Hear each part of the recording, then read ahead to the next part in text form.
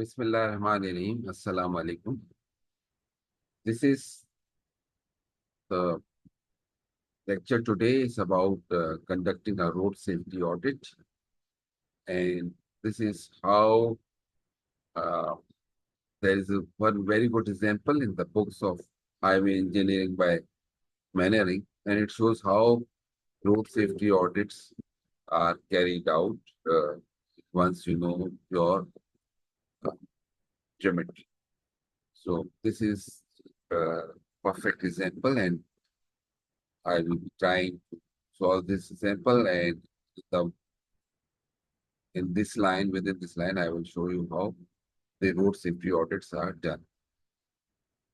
So this is example number 3.11. It says a two-lane highway, 12-foot lanes, has a posted speed of 50 miles per hour, and on one section has both horizontal vertical curve.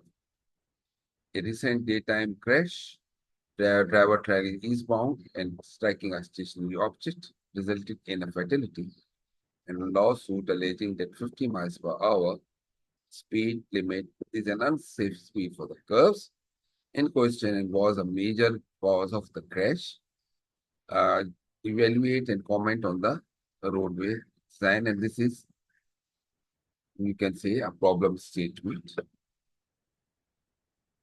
Now, what we need to do, we have to check both horizontal and vertical alignment, and we need to comment on the design adequacy.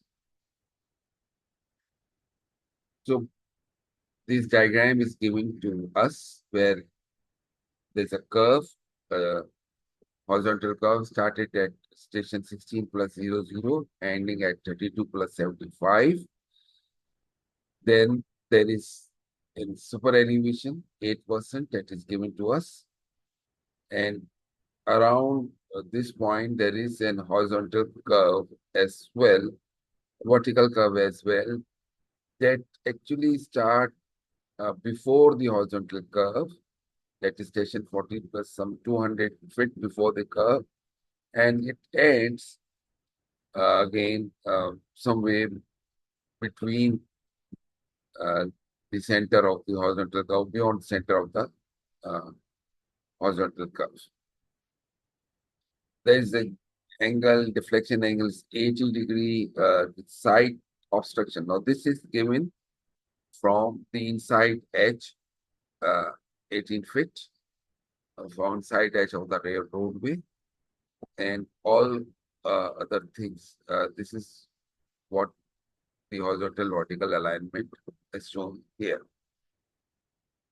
Now we start with this that first we begin with the assessment of horizontal alignment.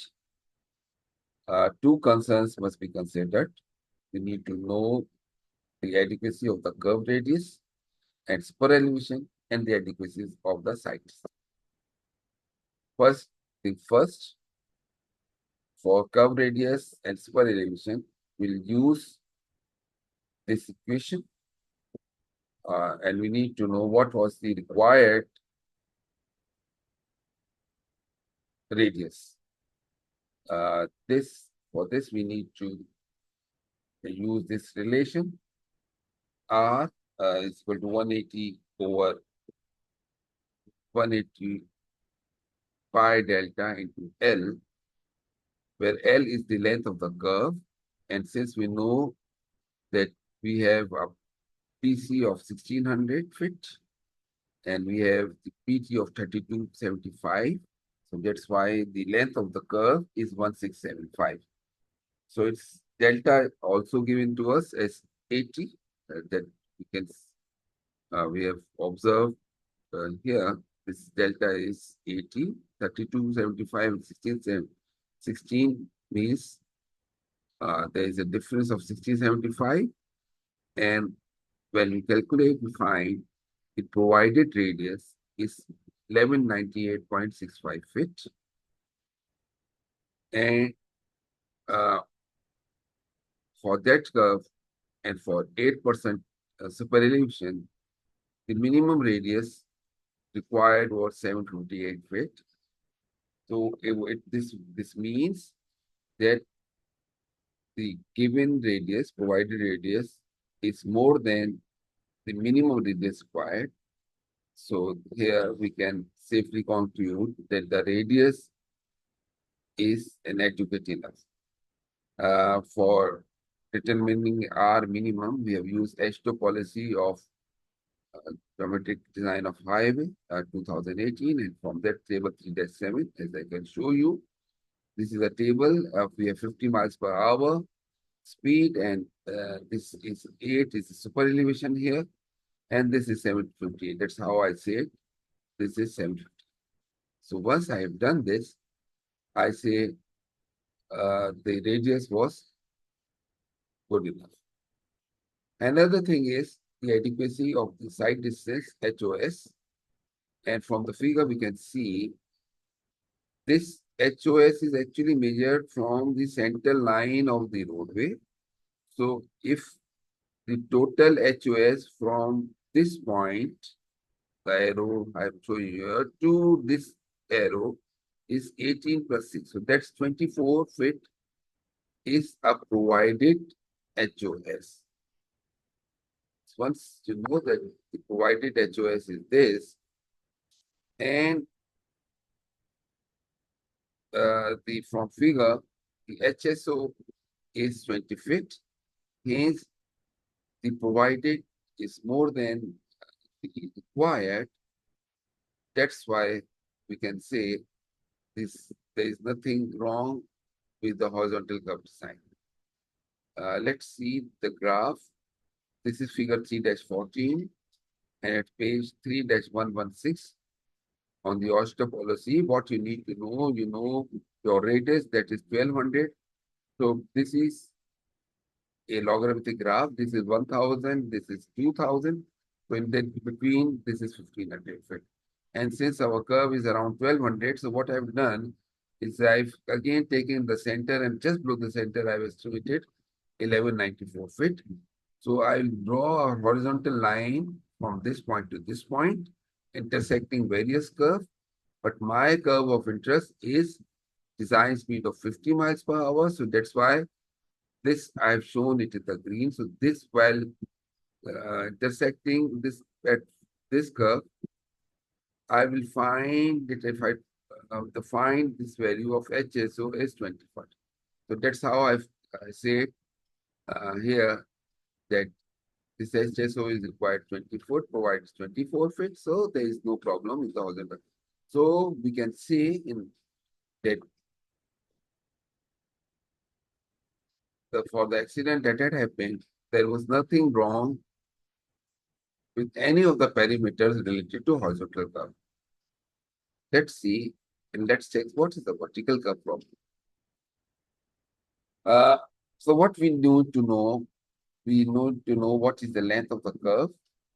The length of the curve is simply PVT minus PVC, 1880, that is given to us, minus 1400, and that comes out to 480 feet. But from the analysis on the next slide, we see that the required is 482 feet. This would mean the length of the sag curve is not achieved. How we are calculating is example number 8, designing a sag vertical curve. Your assignment is to design a length of vertical curve for a sag curve based on 1, comfort ride, 2, pet light side distance. Assume a design speed of 40 miles per hour, a side distance of 305 at grade 1 equals negative 3.2%, connecting to grade 2 at a positive 2.4%.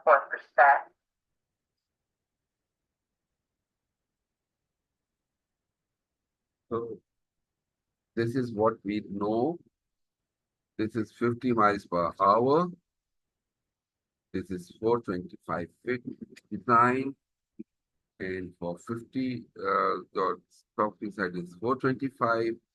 This is 375. What I have done here is for 50 miles per hour, since there was a downgrade of 4%, so I've extrapolated between 446 and 474.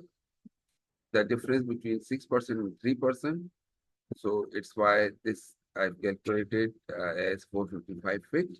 We know grade 1 was -2%, grade 2 was 4%.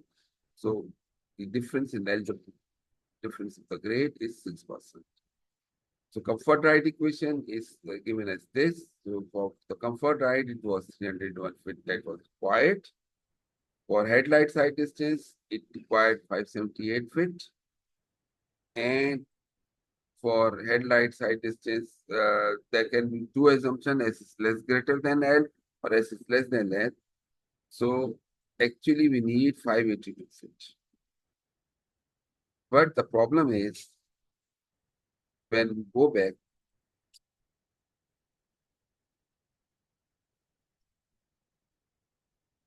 when we go back,